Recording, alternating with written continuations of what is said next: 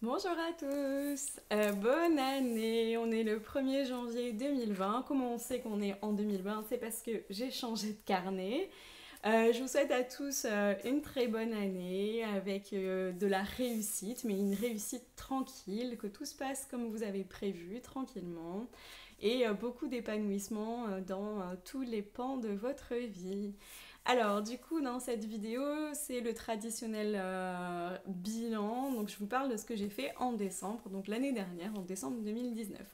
Décembre 2019, comme partout, ça a été le mois des grèves. Donc, à la fac, ça a été un peu compliqué, puisque certains regroupements ont été annulés.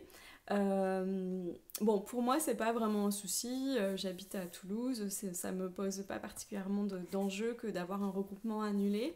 Mais je sais que pour certains étudiants à distance qui étaient venus de loin, qui se sont organisés, c'est un peu la galère d'avoir tous ces regroupements annulés. Donc il y a eu aussi les examens avant les vacances qui ont été annulés. Donc quand on est étudiant à distance, il n'y a pas d'examen avant les vacances, mais pour les étudiants en contrôle continu, ils ont eu leurs examens décalés. Et puis, il y a quand même un gros doute sur le fait qu'il y ait des examens tout début janvier ou pas. Donc, normalement, on a des examens là à la rentrée. Mais peut-être qu'ils vont être décalés. Donc, on va voir un peu comment ça se passe. Donc, l'université Jean Jaurès, là, c'est une université où l'action sociale est généralement assez forte. Donc, on va voir ce qui se passe à la rentrée, s'il y a des examens ou s'il n'y a pas d'examens. Pour l'instant, on a des examens qui sont prévus pendant des assemblées générales et des manifestations. Donc, moi, j'y crois moyen en fait. Donc voilà, donc c'est un peu particulier. Donc pendant ces vacances là de Noël, donc je suis en vacances et j'étais censée réviser, mais voilà, c'est des révisions un peu molles, peut-être liées au fait qu'il y a un doute sur le fait d'avoir ces fameux examens à la rentrée ou un peu plus tard. Et puis puis voilà, je sais pas, j'ai envie de faire autre chose, donc peut-être que je devrais regarder ma vidéo, je vous la remets ici, comment réviser les jours de flemme. Mais pour l'instant, moi, c'est un peu compliqué. Quand même, j'ai réussi à lire là, ces dernières semaines plusieurs livres. Je vais vous mettre les références ici, qui sont en fait des liens directs en complément avec le cours. Donc, j'ai lu La dynamique des groupes restreints, c'est un livre de psychosocial. Les mécanismes de défense et coping, c'est pour le cours de psychologie clinique et psychopathologie. Alors, c'est pas spécialisé à ça, mais moi, c'est dans le cadre de mon UE de gérontologie clinique. Et puis, toujours dans le cadre de cette même UE, Penser autrement le vieillissement de Monsieur et Madame van der Linden. Voilà, c'est des livres très en lien en fait avec les cours. Aussi, qu'est-ce que j'ai fait? Je suis en train de préparer mon stage. J'ai un petit stage d'observation à faire là au deuxième semestre. Et je vais normalement le faire en EHPAD. Et du coup, j'ai été regarder les vidéos de Danae. Vous connaissez peut-être Danae, elle est psychologue clinicienne, elle a une chaîne YouTube. Et elle a fait deux vidéos notamment. Donc, elle en a fait plein qui sont très intéressantes, je vous encourage à aller tout regarder. Mais notamment, moi j'ai regardé deux vidéos, je vais vous mettre les liens ici et ici, sur la place du psychologue en EHPAD et le positionnement du stagiaire. Donc même si je ne vais pas être le stagiaire ou la stagiaire plutôt de la psychologue de l'EHPAD, puisque à Toulouse, on ne peut pas faire de stage avec comme maître de stage un psychologue en L3. Oui, c'est bizarre.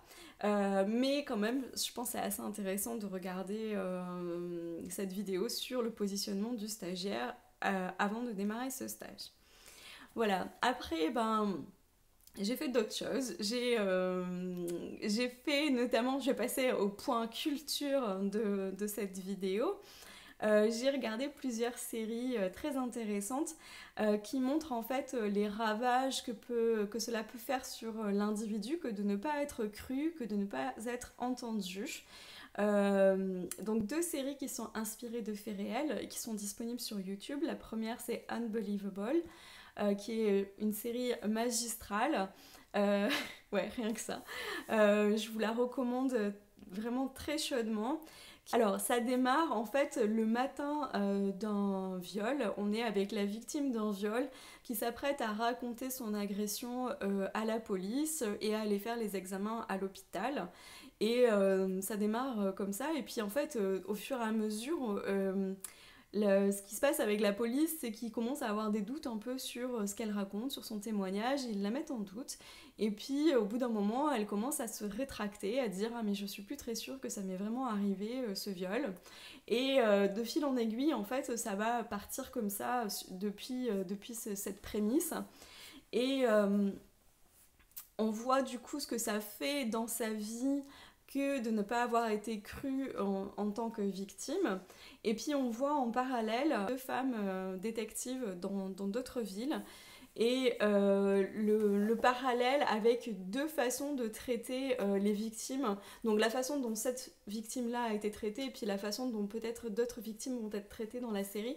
C'est très intéressant. Je vous encourage vraiment à regarder cette série. Alors, sachant que voilà, ça parle de viol, il y a quelques scènes qui sont assez explicites, même si tout est traité avec beaucoup de finesse. C'est avant tout une série psychologique et une série policière. Mais voilà, ça parle d'agression sexuelle et ça montre des scènes d'agression sexuelle. La deuxième série, c'est Dans leur regard, When They See Us. C'est aussi tiré de faits réels et ça va parler de l'accusation de 5 jeunes adolescents noirs et hispaniques aux États-Unis qui vont être en fait impliqués dans un viol. Mais en fait, ils faisaient que passer à proximité de la scène de crime et c'est vraiment la police qui va les faire un coup monté, hein, globalement, pour pouvoir les accuser et résoudre le crime le plus rapidement possible. Et donc on voit ce que ça va faire sur ces adolescents qui vont être condamnés, qui vont passer beaucoup de temps, de longues années en prison, qui vont passer toute leur jeunesse en prison et enfin voilà, les ravagent et qui vont finir par être innocentés. Donc je le dis aussi, je vous spoil pas parce que c'est des histoires qui sont connues. C'est l'affaire de la joggeuse de Central Park, je crois que c'était en 89. Donc c'est une affaire qui est très connue.